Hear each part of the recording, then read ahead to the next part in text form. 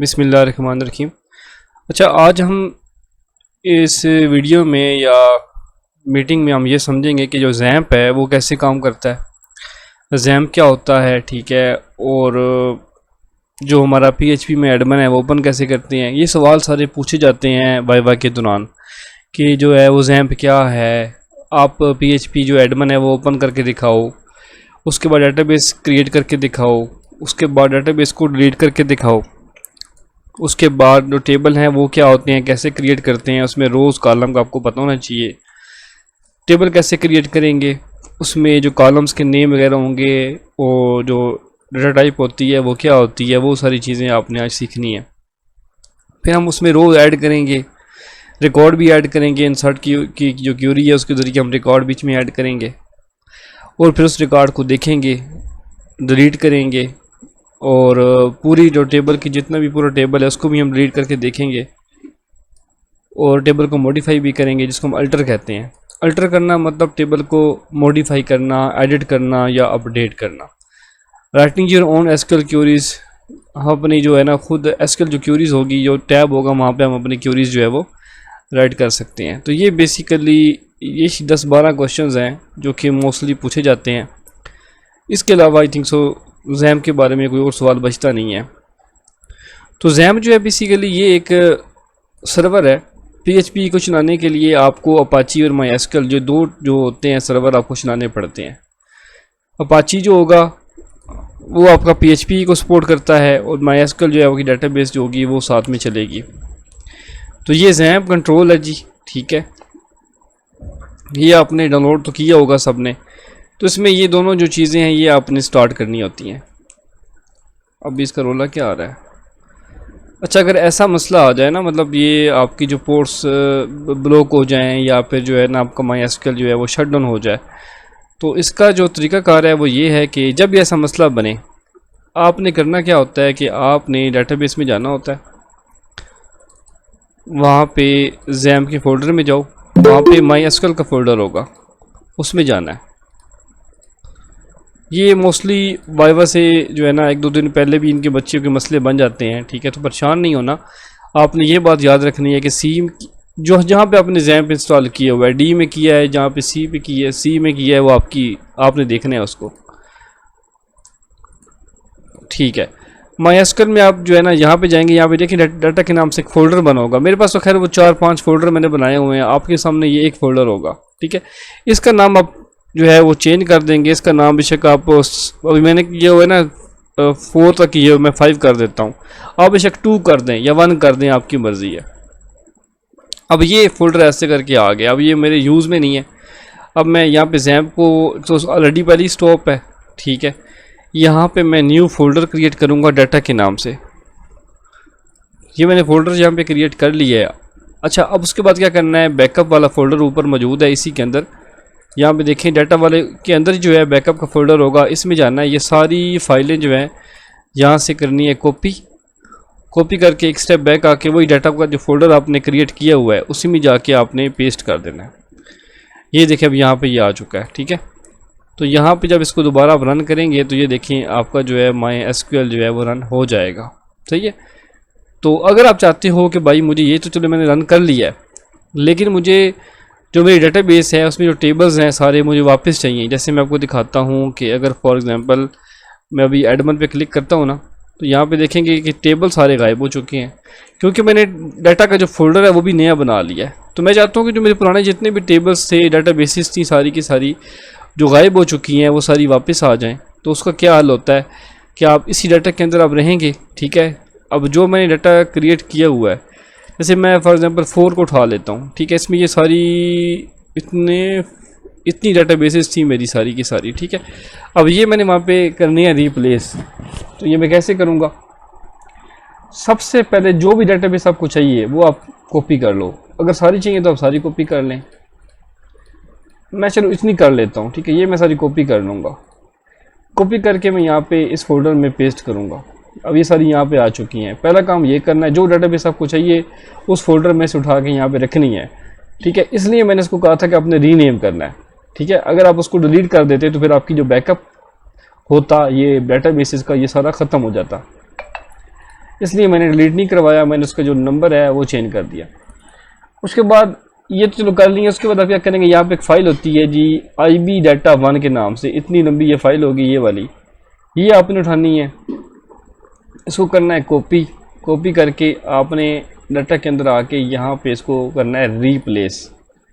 ठीक है, रिप्लेस करना है। अच्छा वो कह रहा है कि रनिंग स्टेट में है, इसको पहले बंद कर लें, ट्राई अगेन करें। अब हो चुका है। अब हम ज़रा जैम को चलाते हैं। अगर जैम चले गया तो मतलब हमारी डाटाबेस भी वापस आ जाएगी। ये देखें जी, अब मैंने ओपन किया तो देखें मेरे पास जो डाटाबेसेस हैं वो सारी वापस भी आ चुकी हैं। ये देखें टेबल ओपन हो रहे हैं, जो रिकॉर्ड मौजूद है, सब कुछ मौजूद है। तो कहने का मकसद ये है कि आपकी जितनी भी चीज़ें हैं वापस आ सकती हैं अगर आप इन स्टेप्स को फॉलो करें। तो यहाँ तक अगर कोई किसी को क्वेश्चन अगर है, कोई कन्फ्यूजन है तो वो मुझसे पूछ सकता है। अगर नहीं है तो फिर आप हैंड रेज़ का ऑप्शन जो है उस पर क्लिक कर दें।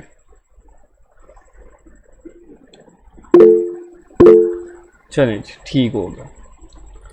आगे चलते हैं जी। अब ये जो है ना बेसिकली ये हमारा जैम्प है। ठीक है, अब PHP को चलाने के लिए हमको या तो जैम्प करना पड़ता है या तो वैम्प होता है। वैम्प भी एक सर्वर है, वो भी ऐसे ही काम करता है।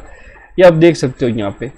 अब ये बड़ा आसान है, मतलब इसमें ये साइड बार इसकी बनी है, यहाँ पे आप डाटा बेसिस क्रिएट करते हो, उसमें टेबल क्रिएट करते हो, और यहाँ पे आपको जो है पूरा एक कंटेनर बना हुआ है, इसमें आपको सारी चीज़ें मौजूद हैं। टेबल वगैरह आप यहाँ पे व्यू कर सकते हो। ठीक है, उसमें एडिटिंग कर सकते हो वगैरह वगैरह। यहाँ पे ब्राउज पे क्लिक करेंगे तो आपको टेबल का जितना भी रिकॉर्ड वगैरह होगा वो यहाँ पे देखने को मिलेगा। स्ट्रक्चर पे क्लिक करेंगे तो आपको उसी टेबल का जो स्ट्रक्चर होगा वो सामने आ जाएगा। जो टेबल मैंने सेलेक्ट किया हुआ है उसका स्ट्रक्चर यहाँ पे मौजूद है। यहाँ से हम ड्रॉप कर सकते हैं उस कॉलम को, या चेंज कर सकते हैं उसका नाम वगैरह, वो सब कुछ हम चेंजिंग वगैरह की जा सकती है। ये ड्रॉप भी किया जा सकता है, चेंजिंग भी। मोर पे क्लिक करें तो यहाँ पे बहुत सारी चीज़ें हैं वो भी सेट की जा सकती हैं। मतलब पूरे टेबल का जो स्ट्रक्चर होगा वो हम यहाँ से चेंज करेंगे। ठीक है, जब भी कोई बात है टेबल के स्ट्रक्चर को चेंज करने की तो आप यहाँ पे क्लिक करके स्ट्रक्चर पे क्लिक करेंगे। बाकी मैं मज़ीद अभी आपको करके दिखाता भी हूँ। यहाँ पे जो रिकॉर्ड आपने ऐड करना है या रिकॉर्ड को व्यू करना है तो आप यहाँ पे क्यूरीज लिखते हो। यहाँ पे देखो मैं गो पे क्लिक करता हूँ तो ये देखें where ID is equal to 1। जितनी भी स्टार का मतलब है जितने भी रिव्यूज़ के टेबल में जो चीज़ पड़ी है वो सारी की सारी डिस्प्ले करवाओ। यहाँ पे वेयर 1 लिख दिया है, इसका मतलब अब आगे इसने ये नहीं मेंशन किया कि where ID is equal to 1 है, where customer ID is equal to 1 है। ये यहाँ पे मेंशन नहीं था, डेट्स वाई उसने सारा ही शो करवा दिया है। अगर यहाँ पे हम where ID is equal to 1 कर दें तो फिर जो है वो सिंपल एक ही शो करवाएगा जो कि ये बनती है। आ रही है समझ? तो ऐसे करके आप सेटिंग भी कर सकते हो। तो ये जो सवाल है ना ये डेटाबेस के बारे में भी आपसे पूछे जाएंगे। तो आगे चलते हैं जी। चलिए क्यूरीज के ऊपर भी हम आएंगे, आगे हम इस स्टेप को ज़रा फॉलो कर लें। क्या हो गया इसका? यहाँ सब डेटाबेसेस सारी रिफ्रेश कर सकते हैं। ठीक है,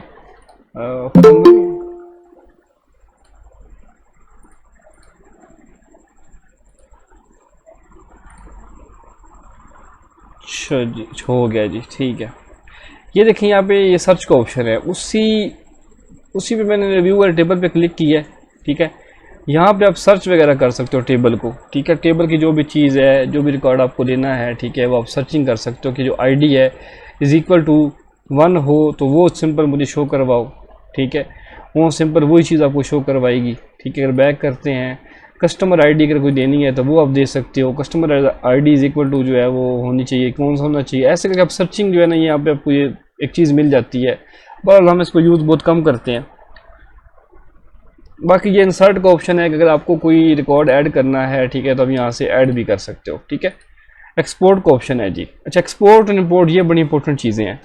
एक्सपोर्ट का मतलब होता है कि टेबल या फिर पूरी डेटाबेस आप एक्सपोर्ट करना चाहते हैं। फॉर एग्जांपल आप चाहते हैं कि मैं ये जो डेटाबेस है किसी और लैपटॉप के ऊपर भी चलाऊं। ठीक है, तो आप क्या करेंगे, यहाँ पे डेटाबेस पे क्लिक करेंगे, पूरी डेटाबेस आपने क्लिक करनी है, एक्सपोर्ट पे क्लिक करना है, और फिर आपने एक्सपोर्ट पे जब यहाँ पे ऑप्शन आएगा इस पर क्लिक करेंगे, ये ऊपर लिखा हुआ नज़र भी आपको आ जाएगा। तो आपकी डेटाबेस यहाँ पे एक्सपोर्ट हो चुकी है। ठीक है, तो इस डेटाबेस को आप कॉपी कर लेंगे, यहाँ पे आएगी, इसको आप एक दूसरे पीसी में जो है वो सेंड कर दें व्हाट्सएप के जरिए या जैसे भी आप कर सकते हो। फिर इंपोर्ट का ऑप्शन आएगा। आई थिंक सो रिकॉर्डिंग बंद होने वाली है। अच्छा, फिर होता है ऑप्शन होता है इंपोर्ट का। ठीक है, इंपोर्ट पे आप जाते हो, यहाँ पे वही डेटाबेस जो आपने मतलब कि क्रिएट की है वो यहाँ पे मौजूद है, उस डाटाबेस को यहाँ से उठाओगे और यहाँ पे गो पे क्लिक करोगे तो वो डाटाबेस जो होगी दूसरे टेबल में जाके दूसरे लैपटॉप में या फिर इसी लैपटॉप में भी आप चाहो तो कर सकते हो, दोबारा इंपोर्ट कर सकते हो। ये बैकअप इसलिए बनाया जाता है ताकि जब हमारी डाटाबेस में या जैम में कोई मसला बनता है या पीसी में कोई विंडो का मसला बन जाता है तो हमारे पास जो बैकअप फाइल्स है कम से कम वो पड़ी हो ताकि हम उसको चला सकें। ठीक है, तो ये बेसिकली बैकअप फाइल होती है। ठीक है, इंपोर्ट के अंदर आप डाटाबेस इंपोर्ट करते हो, एक्सपोर्ट के अंदर डाटाबेस आप एक्सपोर्ट करते हो। इवन डाटाबेस कर सकते हो, इवन टेबल भी कर सकते हो। जैसे मैं टेबल पर सेलेक्ट करता हूँ, ठीक है, ये टेबल आ गया। अब मैं करूँगा एक्सपोर्ट पे क्लिक, यहाँ पे लिखो export row from menu item table. तो जस्ट ओनली जो एक जो है वो टेबल भी मेन्यू आइटम का देखें वो एक्सपोर्ट हो चुका है। तो ऐसे करके आप टेबल भी कर सकते हो, लेकिन ज़्यादातर डाटाबेस ही की जाती है। बाकी इन चीज़ों का हमारे इतना ज़्यादातर काम नहीं होता, ये इसको आप छोड़ दें। ऑपरेशन में आते हैं जी। ऑपरेशन बड़ी इंपॉर्टेंट चीज़ है। अब जैसे डाटाबेस है, फॉर एग्जांपल आप कहते हो कि मैं ना डाटाबेस का यहाँ पे नाम चेंज कर दूँ, जैसे ERTODB है, तो यहाँ पे आप जाएंगे ऑपरेशन के अंदर, यहाँ पे टेबल का नाम चेंज करना है, यहाँ पे आपने डाटाबेस का नाम चेंज करना है, डाटाबेस ड्रॉप करनी है, वो कर सकते हो। इवन डाटाबेस का नाम चेंज करना है, यहाँ पे आप नाम जो भी देना है वो जो जैसे मैंने ब्लूम दिया है, अब देखिएगा यहाँ पे डाटाबेस का नाम ब्लूम हो जाएगा। ठीक है, तो ये ऐसे करके आप डाटाबेस भी उसका नाम भी चेंज किया जा सकता है ऑपरेशन के अंदर। ठीक है,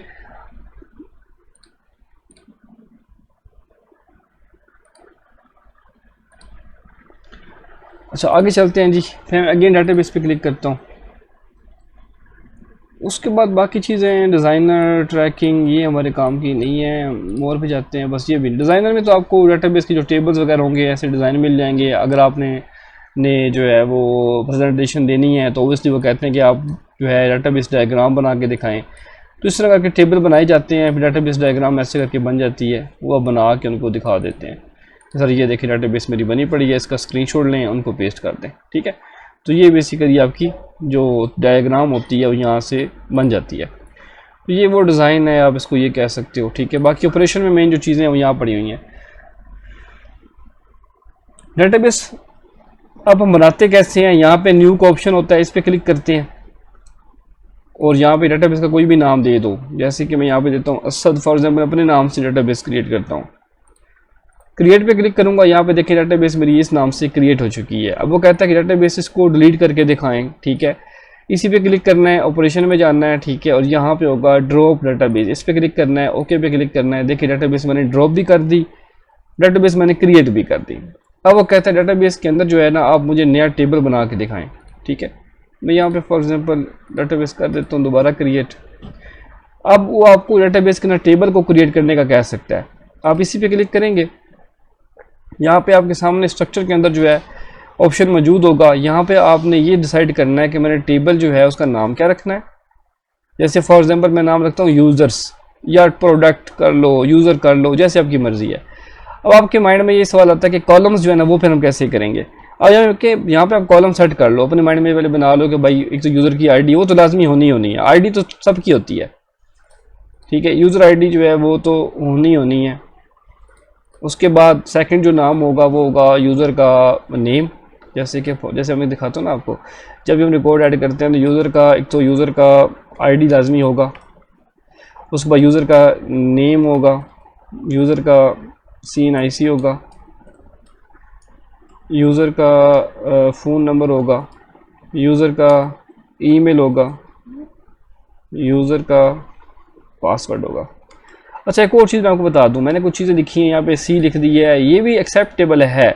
लेकिन अगर आप चाहते हो कि भाई थोड़ा सा लगे ना क्या नाम है ईजी टू अंडरस्टैंड हो, तो आप ये कर सकते हो, ऐसे करके कर सकते हो। पहला वर्ड छोटा हो, ठीक है, ऐसे पहला वर्ड छोटा हो, ठीक है, बाकी ये वाला वर्ड बड़ा हो, फिर आगे जो वर्ड होंगे वो सारे बड़े बड़े होंगे। मतलब पहला जो वर्ड होगा कैपिटल होगा, बाकी सारे वर्ड छोटे होंगे। तो ऐसे करके आप जो है ना वो केस सेंसिटिव या जो भी आप समझ लो ये दे सकते हो। ठीक है, उसके बाद आगे जो है अगर आपको ये मतलब नहीं देना, ठीक है, दूसरा पैटर्न आपका ये होता है। दूसरा पैटर्न जो है वो इस टाइप का होता है, यूज़र आईडी ऐसे करके दे सकते हो। ठीक है, ये पैटर्न होता है। दूसरा एक और इसके अलावा पैटर्न है जो कि कहते हैं यूज़र डैश आईडी, ये दे सकते हो। यूज़र का यू बड़ा कर दें और फिर आईडी का आई बड़ा कर दें, ऐसे भी कर सकते हो, ऐसे भी कर सकते हो, ठीक है, ये आपकी मर्ज़ी है। लेकिन आप ऐसे नहीं दे सकते, जैसे कि ऐसे करके ये नहीं दे सकते, ऐसे नहीं दे सकते, ऐसे देना जो है वो रोंग होता है। या फिर आप ऐसे करके कोई और बीच में ये लगा दें, स्टार लगा दें, एट द रेट लगा के ऐसे कर दें, ये सारी चीज़ें रोंग है। बेसिकली ये ठीक है, ये एक्सेप्टेबल है, ऐसे करके एक्सेप्टेबल है, तो आप ऐसे करके दे सकते हो, ठीक है। 1 2 3 4 5 6 फॉर एग्जांपल मैं कॉलम बनाना चाह रहा हूँ, तो मैं क्या करूँगा, यहाँ पे नंबर ऑफ़ कॉलम में 6 करके क्रिएट पे क्लिक कर दूँगा। अब ये देखिए मेरे पास सारे जो रोज़ हैं वो सारी बन के आ गई। बेसिकली इनको हम कॉलम कहते हैं, वैसे यहाँ पे रो की फॉर्म में ये शो हो रहा है। तो यहाँ पे यूज़र आईडी हम देंगे, ठीक है, जो कि इसका वो जो पहला जो है वो हमेशा कॉलम जो पहला कॉलम का जो पहला रो होती है उसको हम हमेशा जो है वो यूज़र आईडी या आईडी के लाजमी देते हैं उसके अंदर, ठीक है। उसकी जो टाइप होती है, यहाँ पे अब डाटा टाइप आती हैं, ठीक है। डाटा टाइप जो होती है ना वो आपने डिसाइड करना होता है कि भाई डाटा टाइप कौन सी मैंने देनी है। अभी देखो इंट का मतलब होता है इंटीजर। इंटीजर में आपके 0 से लेकर 9 तक जो वर्ड्स हैं वो आते हैं। जैसे कि यहाँ पे अगर आप इसको लेकर आए, 0 से लेकर 9 तक जितने भी वर्ड हैं इसमें आपका ये भी आ सकता है, इसके अंदर आपका ये ऐसे करके भी आ सकता है, इसमें 1000 भी आ सकता है, उसके बाद इसमें 10,000 कर लें, उसके बाद 2000 कर लें, उसके बाद आप जैसे मर्ज़ी जो भी ऐसे नंबर दे दें, ये सारे आ सकते हैं। ये सारे जितने भी नंबर्स हैं सारे के सारे ये देख लें, इसमें 9 से लेकर और 1 से लेकर 9 तक सारे वर्ड हैं, 0 से लेकर 9 तक सारे वर्ड हैं। तो इन सबको मिला के जो है ना इसको हम इंट कहते हैं, ठीक है। जब फॉर एग्जांपल मैंने यहाँ पे दिया ना इंट दिया 1, अगर मैंने उसकी जो वैल्यू है यहाँ पे मैंने लेंथ है, सॉरी लेंथ कर लो या वैल्यू कर लो एक ही बात है। मैंने अगर वैल्यू दी ना यहाँ पे 1 दी वैल्यू, ठीक है, उसके अंदर यहाँ पे मैंने अगर वैल्यू 1 दी है,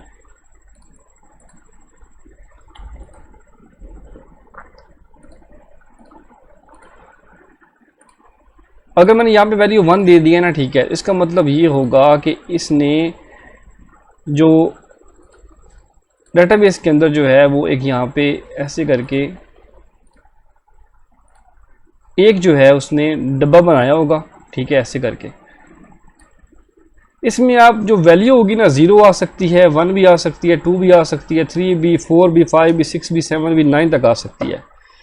अब 10 लेना हो ना 10, ठीक है, 10 के लिए अब मुझे जाहिर बात है कि डब्बा और लेना पड़ेगा। अब यहाँ पे मुझे डब्बा एक और बनाना पड़ेगा, तब जाके जो है वो 10 बीच में आएगा, अदरवाइज नहीं होगा। यहाँ पे मैं एक डब्बा बनाऊंगा, कैसे बन गया, ये मैंने डब्बा बना दिया, ठीक है। फॉर एग्जांपल यहाँ पे 9 तक आ गया। अब यहाँ पे मुझे फॉर एग्जांपल 10 लेना है, मैं यहाँ पे 1 लिखूंगा और इस जगह पे 0 आएगा। तो ये जो अब यहाँ पे जो लेंथ है ना, ये बेसिकली यहाँ पे तो 1 थी, अब यहाँ पे जब दूसरा डब्बा बनाया तो यहाँ पे हो चुकी है, लेंथ हो चुकी है 2, ठीक है। अगर मुझे यहाँ मैं 2 लिखूंगा, ठीक है, तो इसका मतलब ये है कि इसके अंदर जो वैल्यू है वो 9 तक आ सकती है, यानी कि 9 तक आएगी, मैक्सिमम 99 तक आएगी। अब मुझे 100 लेना होगा तो मुझे ऑब्वियसली एक और बॉक्स क्रिएट करना पड़ेगा। मैं यहाँ पे एक और बॉक्स क्रिएट करूँगा, ठीक है, और यहाँ पे अब जो है वो 100 आ सकता है। 0 करते हैं इसको, अगेन 0 या 1 कर लें। अगर मुझे 1000 तक जाना होगा, ठीक है, तो फिर मैं क्या करूँगा, मैं यहाँ पे एक और बॉक्स बनाऊँगा। क्या, चलो ठीक है, इसको छोड़ दें, ऐसे कर लेते हैं। मैं यहाँ पे एक और बॉक्स बनाऊंगा, ठीक है। अब ऐसे करके मतलब यहाँ पे जो डाटा है वो आ सकता है मेरा 99 तक भी आ सकता है, इधर भी 9 आ गया, इधर भी 9 आ गया, इधर भी 9 आ गया, ठीक है, यहाँ पे भी आपका 9 आ जाएगा। इससे ज़्यादा जब मुझे वैल्यू लेनी होगी, मतलब 999 जो है ना वो मैक्सिमम वैल्यू होती है। इससे जब ज़्यादा वैल्यू लेनी है तो ओब्वियसली मुझे यहाँ पे एक और बॉक्स बनाना पड़ेगा, ठीक है। वैसे करके जो लेंथ है वो बढ़ती जाएगी। तो यहाँ पे जो लेंथ है ना बेसिकली इसको हम कहते हैं लेंथ। इसकी कुछ समझ आई है, जो मैंने आपको समझाया, ये जो बात समझाई है कि लेंथ जो है ना बेसिकली क्या होती है। चलिए जी, अच्छी बात है, समझ आ गई है। तो फिर आगे चलते हैं जी। आगे जो है वो यहाँ पे डिफ़ॉल्ट वैल्यू आपने कौन सी देनी है इसको आप छोड़ दें, एज डिफाइंड कर दें या नल, कुछ भी नहीं करना, नन पे आपने क्लिक करना है, कलेक्शन पे भी कुछ नहीं करना, एट्रीब्यूट भी कुछ नहीं, बस यहाँ पे आते हैं।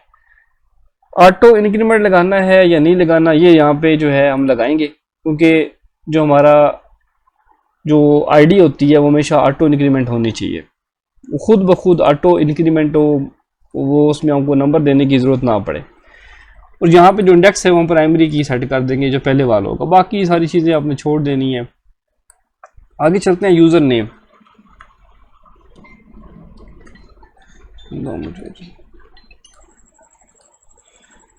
चलिए यूज़र नेम, उसके बाद यहाँ पे जो यूज़र नेम के अलावा बाकी जितनी भी जो वैल्यूज़ है ना, ठीक है, आप वारचार कर दें। वारचार में आपके ABC 1 2 3 स्पेशल करेक्टर हर चीज़ बीच में आ जाती है। लेंथ यहाँ पे जो पहली लेंथ है वो तकरीबन आप 12 कर दें, कम से कम 12 तो होना, और यहाँ पे 50-50 कर दें, ठीक है। बाकी जो चीज़ें देने की कोई ज़रूरत नहीं है, आप ऐसे करके फिर यूज़र नेम दे दें, यूज़र ईमेल दे दें।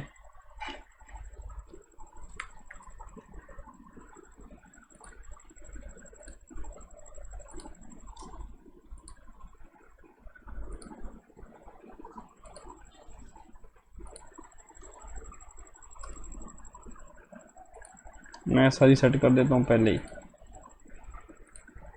उसके बाद यूज़र का CNIC आ जाएगा, यूज़र की फ़ोन नंबर आ जाएगा,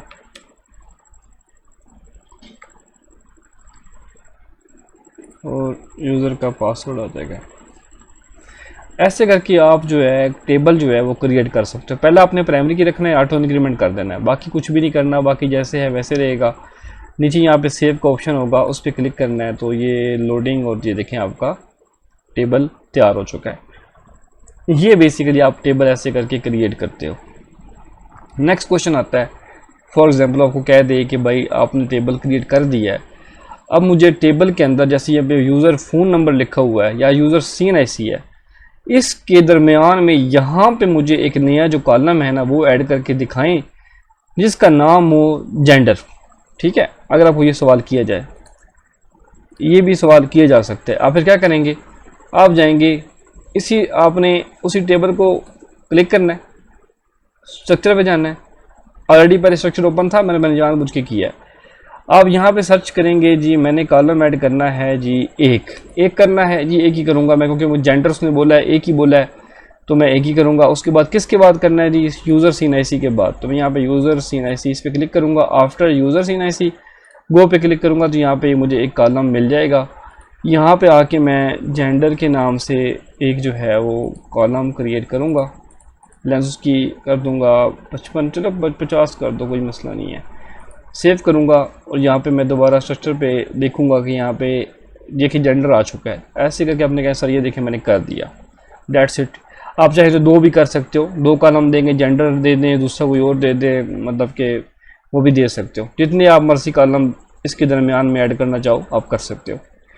ये ना कोई ये भी कह सकता है कि चलो ठीक है, आप इसमें से मुझे अब जो है ना जेंडर वाला जो कॉलम है इसको डिलीट करके दिखाएं, तो अब यहाँ पे चेक पे क्लिक करें, यहाँ पे ड्रॉप पे क्लिक कर दें या फिर यहाँ पे क्लिक कर दें, आपकी मर्ज़ी है। मैं यहाँ पे क्लिक करता हूँ, ओके करता हूँ, जेंडर जो है यहाँ से देखें रिमूव हो चुका है, सही है। अब जेंडर यहाँ से मैंने रिमूव करके भी दिखा दिया। इवन आपको ये कह सकते हैं कि फ़ोन नंबर जो है इसको जेंडर बना दो, चेंज पे क्लिक करोगे, यहाँ पे ये फ़ोन नंबर लिखा हुआ है, तो आप यहाँ पे इसको जेंडर में कन्वर्ट कर दोगे और सेव पे क्लिक करोगे तो आपको ये देखें जेंडर में कन्वर्ट हो चुका है। ऐसे करके आपको एडिटिंग करवाई जा सकती है, कॉलम ऐड करवाया जा सकता है, रिमूव करवाया जा सकता है, चेंजिंग करवाई जा सकती है, कुछ भी ऐसा वैसा करके करवाया जा सकता है। अगर टेबल को डिलीट करने का कहे, ठीक है, फिर आपने क्या करना है, टेबल को सिलेक्ट करना है, ठीक है। टेबल मैंने सेलेक्ट कर लिया, फिर मैं जाऊँगा ऑपरेशन के अंदर। ऑपरेशन में जाके यहाँ पे होगा import the table, delete from, delete the table, यहाँ पे आप क्लिक करें, ओके पे क्लिक करें। ये देखें असल में अब कोई टेबल मौजूद नहीं है। तो ऐसे करके आप टेबल जो है वो डिलीट भी कर सकते हो। अच्छा, अब क्या सवाल रह जाता है जी, इसी के अंदर रहते हैं। सवाल क्या क्या थे जी। अच्छा, टेबल को हमने कर लिया अंडरस्टैंड, और क्रिएटिंग टेबल भी हो गया, डाटा टाइप भी मैंने समझा दी, एडिंग रोज भी करवा दी। अच्छा, क्यूरीज के ज़रिए अगर आपको ये कहे कि रिकॉर्ड ऐड करके दिखाएं, जैसे यूज़र का यहाँ पे टेबल है ब्लूम के अंदर, यहाँ पे पड़ा हुआ है फॉर एग्जांपल, ठीक है। तो आपको कहे कि यहाँ पे रिकॉर्ड ऐड करके दिखाओ। मैं यहाँ पे चाहता हूँ कि छोटा सा कोई मुझे मिल जाता ना डेटाबेस। ये ठीक नहीं है, ये बहुत बड़ी है। चलें इसी में कर लेते हैं। अच्छा फॉर एग्जांपल आपको कहता है जैसे सर्विसेज हैं, सर्विसेज आई थिंक सो कम होंगी, नहीं ये भी ज़्यादा है। कॉन्टैक्ट कम है, ठीक है ये ठीक है। बुकिंग भी ज़्यादा, कॉन्टैक्ट ठीक है। अब ये खाली पड़ा हुआ है। अगर आपको ये कह दे कि भाई मुझे इस टेबल के अंदर रिकॉर्ड ऐड करके दिखाओ यूजिंग क्यूरीज, तो आपको क्यूरीज का पता होना चाहिए। इंसर्ट की, अपडेट की, डिलीट की, ये 4 क्यूरीज होती हैं। ये बड़ी इंपॉर्टेंट हैं, बहुत यूज़ होती हैं। ठीक है, सबसे पहले जो है ना वो सिलेक्ट वाली क्यूरी जो होती है, डाटा को फेच करवाने के लिए यूज़ करते हैं। डाटा को सिलेक्ट करते हैं, जो भी टेबल में रिकॉर्ड पड़ा होगा उसको हम उठा लेंगे। उसके बाद आती है इंसर्ट की क्यूरी। ये इंसर्ट की क्यूरी है, ठीक है, बेशक लिखी हुई भी है, आप ऐसे करके भी लिख सकते हो, खुद से भी याद कर लो तो बेहतर ही है। आपको मतलब याद करने को कह सकते हैं कि मुझे तो आती है, अभी सीधी सी बात है। आपको ये चीज़ें याद कर लें, ज़्यादा बेहतर है आपके लिए। ठीक है, अगर मैं यहाँ पे रिकॉर्ड ऐड करना चाहूँ, अगर आप जैम यूज़ करें तो इतना कोई बड़ा मसला नहीं है, वो आपको कहेंगे तो आपने कर लेना है। अच्छा यहाँ पे यूज़र आईडी है, ठीक है, आईडी में यहाँ पे दे दूंगा जी 1। पहले स्टार्टिंग में 1 देना है। अगर 1 पहले पड़ा हुआ है तो फिर आप 1 नहीं देंगे, कोई और ही देंगे। उसके बाद नेम दे दें यहाँ पे असद, यहाँ पे वैल्यू दे दें जी। ईमेल जो है वो ईमेल देंगे asad@gmail.com। अच्छा ये देखो ना, मैं इसलिए कर रहा हूँ यहाँ पे जो ये वाली जो आईडी है ना, ये वाली ये बेसिकली आएगी इसके नीचे, ये कॉलम है। ये जो वैल्यू है ये जाएगी इस नेम के अंदर। ये जो ईमेल है ये जाएगी इस ईमेल के कॉलम के अंदर। ठीक है, ये जो ईमेल आईडी ये सब कुछ लिखा हुआ है, ये बेसिकली अगर आप स्ट्रक्चर में देखें, अगर आप स्ट्रक्चर में देखते हो, ठीक है, तो यहाँ पे गौर से देखें कि ये वो आपकी कॉलम्स के नेम हैं जो मैंने वहाँ पे लिखे हुए हैं। बल्कि खुद ऑटोमेटिक लिखे आ जाते हैं, लिखने की मुझे ज़रूरत नहीं पड़ती, खुद ऑटोमेटिक आ जाते हैं। ये देख रहे हो आप, ये वही आपके कॉलम्स हैं और यहाँ पे वैल्यूज़ आपकी आ रही हैं। सेकंड वैल्यू आप यहाँ पे देंगे, सब्जेक्ट दे दें जी, मैथ्स दे देते हैं चलें। और यहाँ पे मैसेज, अच्छा मैथ मैंने नहीं कर दिया, सब्जेक्ट यहाँ पे देना है जी फॉर कंप्लेंट, ऐसे कर। सब्जेक्ट में आप कुछ भी लिख दें ऐसे करके जी।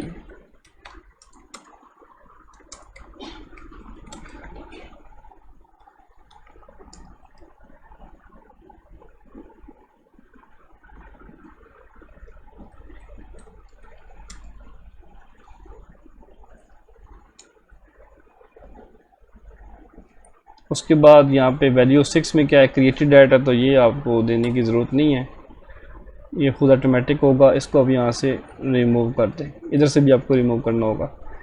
ठीक है, अब यहाँ पे गो पे क्लिक करें, आपकी जो क्यूरी है वो क्रिएट हो जाएगी। यहाँ पे 1 रो इफेक्टेड हो चुका है। ठीक है, अब आपको वो ये कह सकता है कि भाई मुझे यही जो आपने अभी ऐड किया है इसको ज़रा शो करके दिखाएं। तो अब यहाँ पे सिलेक्ट स्टैटिक फ्रॉम, जो भी उसका डेटाबेस का टेबल का नेम है वो लिखोगे तो आपको देखें यहाँ पे रिकॉर्ड आपके सामने ऐसे करके डिस्प्ले हो जाएगा। तो ऐसे करके आप जो है सिलेक्ट की क्यूरी के ज़रिए डाटा को डिस्प्ले करवा सकते हो, इंसर्ट के ज़रिए डाटा को इंसर्ट कर सकते हो, अपडेट के ज़रिए डाटा को अपडेट भी कर सकते हो। जैसे उसका नाम जो है मैं फॉर एग्जांपल चेंज करना चाहता हूँ, मैं यहाँ पे जस्ट ओनली नाम ही चेंज करूँगा, बाकी चीज़ें मैं चेंज नहीं करूँगा। चलिए मैं यहाँ पे ऐसे कर लेता हूँ।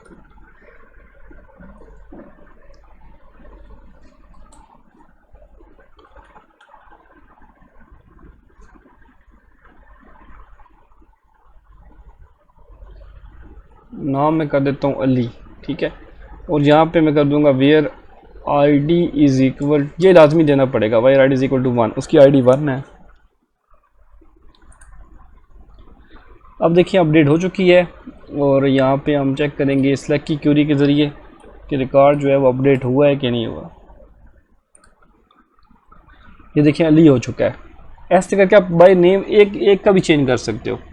आप चाहो तो साथ में ईमेल भी कर सकते हो। जैसे फॉर एग्जांपल आपको वो कह दे कि मुझे साथ में ईमेल भी चेंज करके दिखाओ, आप क्या करेंगे, यहाँ पे आईडी वगैरह चलो रिमूव कर दें, नेम और ईमेल मैं जो है सारी चेंज करूँगा, बाकी सारी चीज़ें जो है रिमूव कर देता हूँ।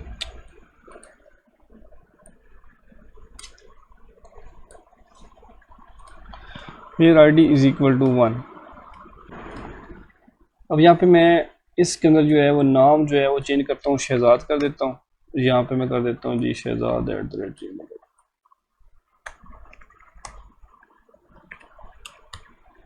ऐसे कर दूंगा और गो पे क्लिक करूंगा। ये देखिए रिकॉर्ड ऐड हो चुका है। अगेन हम जो है वो सेलेक्ट के ज़रिए इसको जो है वो सर्च करेंगे। ये देखिए यहाँ पे शहजाद भी चेंज हो चुका है, ईमेल भी चेंज हो चुकी है। इवन आपको कुछ भी इनमें से चेंज करने को कहे तो आपको चेंज करना आता हो। बाकी डिलीट करने वाला काम तो बिल्कुल आसान है, डिलीट पे क्लिक करना है। Where I D is equal to जो भी आईडी है वो लाजमी देनी है। अगर आपने ये ना दिया ना उसमें सारा रिकॉर्ड ही उड़ा देना है। अगर आप जैसे ऐसे करेंगे ना, ऐसे ठीक है, डिलीट फ्रॉम कॉन्टैक्ट उस पर क्लिक करूँगा, ओके करूँगा, ठीक है, वो सारा रिकॉर्ड ही उड़ा देगा। चाहे उसमें 10 रो हैं, चाहे उसमें 100 रोज़ हैं, उसने सारी की सारी रो देखी उड़ा दी हैं। हालांकि उसमें थी एक ही रो।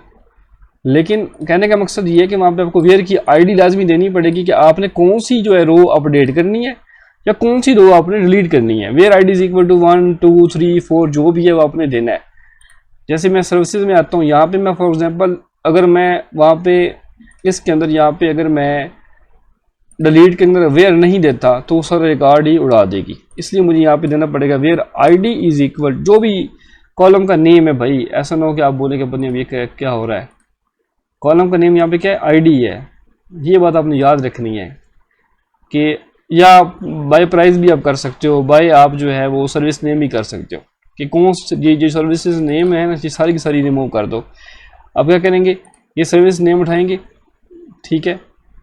अब मैं दिखाता हूँ आपको, बल्कि हम ना ऐसे करते हैं, बाय आईडी तो हमने किया जो है, बाय हम कैटेगरी करते हैं। अब ये सारी मेकअप वाली जो कैटेगरीज हैं सारी मैं आपको रिमूव करके दिखाता हूँ। तो कैटेगरी कर लेते हैं, एसक्यूएल में जाते हैं, हम जाएंगे पहले जी, पहले हम अपडेट करते हैं, ठीक है, अपडेट करते हैं, उसके बाद हम ये करेंगे।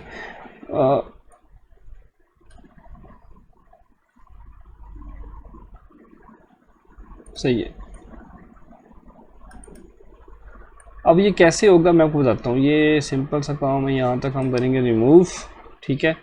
यहाँ पे आईडी भी हम यहाँ से कर देंगे रिमूव। आईडी हमें वैसे नहीं करनी, बस कैटेगरी करनी है। और कैटेगरी का नाम मैं कर देता हूँ जी फॉर एग्जांपल असद कर देता हूँ। मैं चाहता हूँ कि कैटेगरी का नाम असद हो जाए।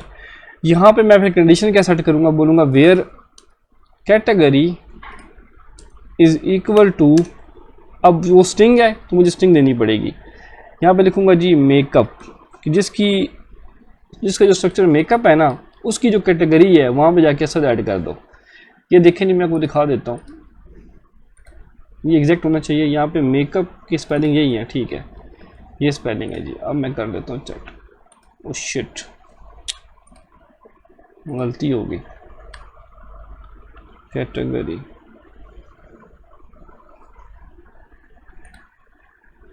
दो मिनट,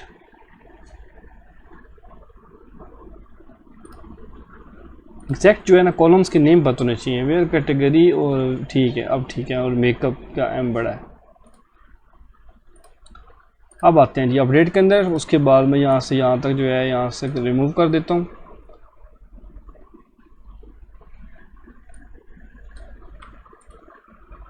आईडी भी रिमूव कर दूंगा, बस मुझे कैटेगरी चेंज करनी है।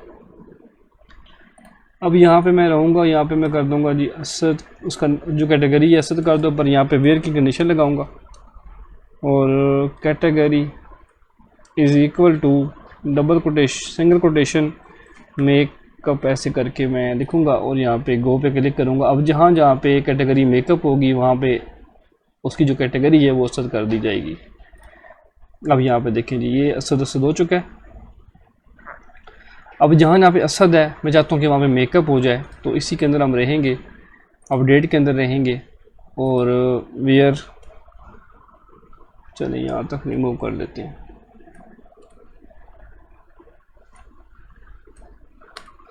ये थोड़ा बहुत आप चेंज इसको ना खुद से भी देखें, ठीक है, ताकि आपको पता चले कि क्या होता है। कैटेगरी इज़ इक्वल टू बस ऐसे करके वो था मेरे ख्याल में। ये देखिए अब वहाँ पे जो है वो मेकअप हो चुका होगा, ऐसे आप कर सकते हो। अब मैं चाहता हूँ कि जो मेकअप वाला जो रिकॉर्ड है ना सारा ये रिमूव हो जाए। अगर रिमूव होगा तो वापस फिर नहीं आएगा। ये चले कर लेते हैं, चले करते हैं। अब मैं डिलीट पे क्लिक करूँगा, ठीक है, मैं चाहता हूँ कि वेयर जो है ना कैटेगरी इज इक्वल टू जिसकी मेकअप है ना वो उड़ा दो। अब जिसकी सर्विस के अंदर कॉलम कैटेगरी के अंदर जो मेकअप की रिकॉर्ड होगा सिर्फ वो उड़ जाएगा, बाकी सारा पड़ा रहेगा। ये देखिए मेकअप वाला सारा जो है वो उड़ गया, जितना भी रिकॉर्ड था वो सारा उड़ गया। अगर बाई आईडी करना है तो बाई आईडी करोगे तो एक ही उड़ेगा, ठीक है। बाई कैटेगरी करोगे तो जो हेयर्स की कैटेगरीज हैं वो सारी उड़ जाएंगी। सब कैटेगरी में अगर आपको कोई चीज़ चेंज करनी है तो वो सब कैटेगरी की चीज़ें उड़ जाएंगी। अपडेट भी कर सकते हो, प्राइस बाय प्राइस भी कर सकते हो, आपकी अपनी मर्जी होती है। इसलिए मैं आईडी कहता हूँ, आईडी यूनिक होती है। अगर आप नो को लिखेंगे तो सिर्फ नो वाला उड़ेगा, बाकी चीज़ें नहीं उड़ेंगी। अगर हेयर में मैं क्लिक करता हूँ ना, ठीक, कैटेगरी बाय कैटेगरी करता हूँ, तो यहाँ पे देखें काफ़ी कैटेगरीज पड़ी हुई हैं, वो सारी उड़ जाएंगी। इसलिए जो है आईडी हमेशा यूनिक रखी जाती है, वो रिपीट नहीं होती। अब देख लें अगर 9 है तो 9 कहीं और नहीं पड़ा होगा। अगर मैं अगेन 9 इंसर्ट करूँगा ना, वो बोलेगा कि भाई आप डुप्लीकेट रिकॉर्ड ऐड कर रहे हो, काइंडली आप रिकॉर्ड जो है अपडेट करें, आपकी जो आईडी है वो रॉन्ग है। सही है, तो ऐसे करके जब रिकॉर्ड ऐड करोगे, फॉर एग्जांपल यहाँ पे मैं आईडी देता हूँ जी 9 देता हूँ, 9 मैंने दिया।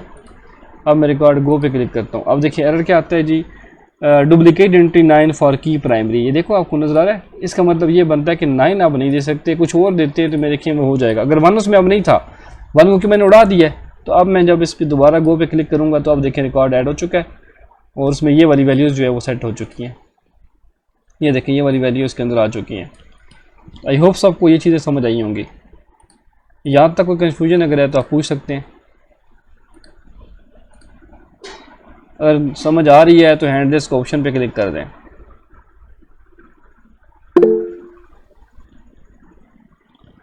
मैंने फिर अभी इसके बाद, हाँ जी, अगर कोई आईडी जैसे ऐड करते हैं तो 1 के बाद अगर 2 3 की जगह डायरेक्ट 5 कर दे, और अगर डिलीट करते हैं तो जैसे 5 डिलीट किया तो वो 6 वाली। अच्छा, आगे कोई माइंड में कोई क्वेश्चन अगर आ रहा है तो आप कर सकते हो। जो रिलेशन होता है ना, बेसिकली टेबल पे आप क्लिक करोगे, कोई भी टेबल आप पकड़ लो, यहाँ पे जाओ, इसके स्ट्रक्चर में जाओ, यहाँ पे 2 ऑप्शन है, टेबल स्ट्रक्चर है, यहाँ पे रिलेशन व्यू है। अब रिलेशन व्यू पे क्लिक करो, यहाँ से आप रिलेशन जो है वो ऐड कर सकते हो कि कौन सी डाटाबेस है, कौन सा डाटाबेस का कौन सा टेबल है, उसकी कौन सी आप खुद उसकी जो होगी ना आईडी वगैरह वो खुद सेलेक्ट हो जाएगी। ठीक है, तो अब यहाँ पे जो भी नाम देना है कॉन्स्टेंट का वो नाम दे देंगे, कॉलम जो भी आपने साथ में रिलेट करना है। मैं फॉर एग्जाम्पल कहता हूँ कि कैटेगरी जो है ना वो बुकिंग आईडी के साथ रिलेट करे, तो वो करके आप यहाँ पे सेव करें, आपका रिकॉर्ड जो है वो ऐड हो जाएगा। चेक डाटा टाइप, हाँ डाटा टाइप जो है वो सेम होनी चाहिए। अगर आपने यहाँ पे आईडी रखी है, अब मैंने यहाँ पे बुकिंग की है, यहाँ पे आईडी कर दी, यहाँ पे मैं भी फिर आईडी ही चूज़ करूँगा।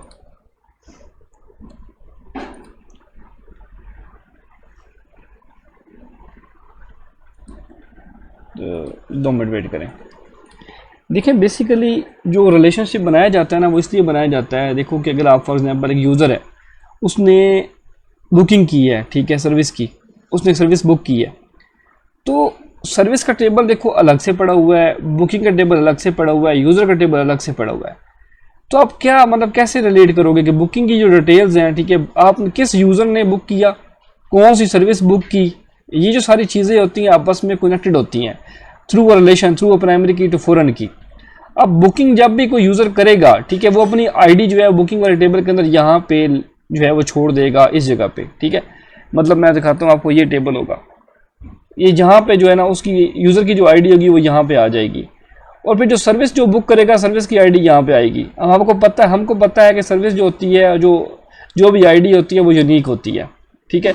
इस तरह सर्विस की जो भी आईडी होगी, जैसे फॉर एग्जांपल यूज़र ने जो है ना हेयर की जो है ना ये ब्लू ड्रे क्या कहते हैं, ब्लू ड्रे वगैरह जो भी इसने ये सर्विस बुक की थी, ये हेयर स्टाइल जो है ना ये सर्विस बुक की थी, ठीक है, और उसकी जो आईडी है वो क्या है 10 है। 10 जो है वो यहाँ पे आके स्टोर हो जाएगा कि इसकी जो आईडी जिसने इस यूज़र ने जो आईडी सर्विस जो है ना वो चूज़ की है वो 10 नंबर की है।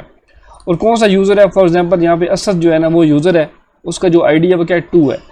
तो यहाँ पे क्या आएगा बुकिंग के अंदर कि यूज़र की जो आईडी है वो 2 है, मतलब 2 क्या है, असद नाम का बंदा है, उसने आईडी सर्विस आईडी कौन सी चूज़ की है 10 नंबर की। 10 में क्या आता है, सर्विस स्टाइल है। उसके बाद जो भी सर्विस की नेम डिटेल वगैरह वो सारी यहाँ पे आ जाएंगी। इसी तरह मैंने कॉन्टैक्ट आईडी का जो है ना यहाँ पे एक रेफरेंस ऐड किया है, ठीक है, जाके जो ताकि ये भी ऐड हो कि जो बुकिंग के अंदर जो कॉन्टैक्ट आईडी जो बंदा कॉन्टैक्ट कर रहा है वो कौन है, कौन सा जो कॉन्टैक्ट है, कौन सी आईडी जो वो गेट हो रही है यहाँ पे। तो ऐसे करके आप जो है रेफरेंस दे सकते हो। मैं अगेन रिपीट भी कर देता हूँ, रिकॉर्डिंग में वो चीज़ नहीं आई थी। जैसे फॉर एग्जांपल यहाँ पे मैं बुकिंग पे गया, स्ट्रक्चर पे गया, ठीक है, यहाँ पे मैं रिलेशन पे जाता हूँ, मैं इसको एक दफ़ा ड्रॉप करता हूँ, अगेन आपको करके दिखाता हूँ। तो मैंने रिलेशन बनाना है बुकिंग के अंदर कॉन्टैक्ट का, ठीक है। सबसे पहले मुझे यहाँ पे ये देखना पड़ेगा कि कॉन्टैक्ट का जो स्ट्रक्चर है वो है क्या, उसकी जो आईडी है, उसकी जो टाइप है वो सेम होनी चाहिए, और इवन डाटा टाइप जो है वो भी आपने सेट कर लेनी है, उसकी कितनी वैल्यू है, और जो है ये जो नाम है ये आप अपनी मर्जी का रख सकते हो। लेकिन यहाँ पे फॉर एग्जाम्पल जैसे यहाँ पे इसका नाम आईडी है, वहाँ पे बेशक आप कॉन्टैक्ट आईडी कर दो, आपकी मर्जी है, ठीक है। तो मैं यहाँ पे जो ये टाइप है ना ये लाजमी मैंने सेम रखनी है। मैं बुकिंग पे जाऊँगा, यहाँ पे स्ट्रक्चर में जाऊँगा, रिलेशनशिप में जाऊँगा, ठीक है। यहाँ पे मैंने कॉपी करना है, ठीक है, रिलेशन का नाम, यहाँ पे इसको नाम कर दूंगा 3 क्योंकि 2 ऑलरेडी यूज़ हो रहा है। पहले हम इसको करेंगे जी, अगर डिलीट करेंगे तो साथ में यहाँ से भी डिलीट हो, रिस्ट्रिक्टेड यहाँ पे हो कि अगर यहाँ से अपडेट हो तो इधर से भी अपडेट होनी चाहिए। यहाँ पे कॉन्टैक्ट आईडी मैंने ऑलरेडी ऐड की हुई है, मैं चाहता हूँ कि दोबारा आपको बल्कि ऐड करके दिखाऊँ। स्ट्रक्चर में जाऊँगा, सबसे पहले मुझे यहाँ पे आईडी ऐड करनी पड़ेगी। अगर आईडी आपने ऐड नहीं की तो फिर आपका जो है वो काम नहीं बनेगा, इसलिए यहाँ पे हम आईडी एक ऐड करेंगे आफ्टर जो है वो बुकिंग, या फिर आप चाहो तो सर्विस आईडी के बाद भी कर सकते हो।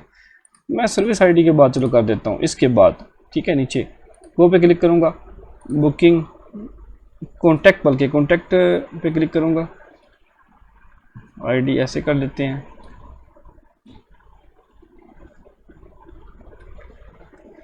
यहाँ पे लेंथ भी मैं 11 करके इंट टाइप लाजमी देनी है, और मैं सेव कर दूँगा।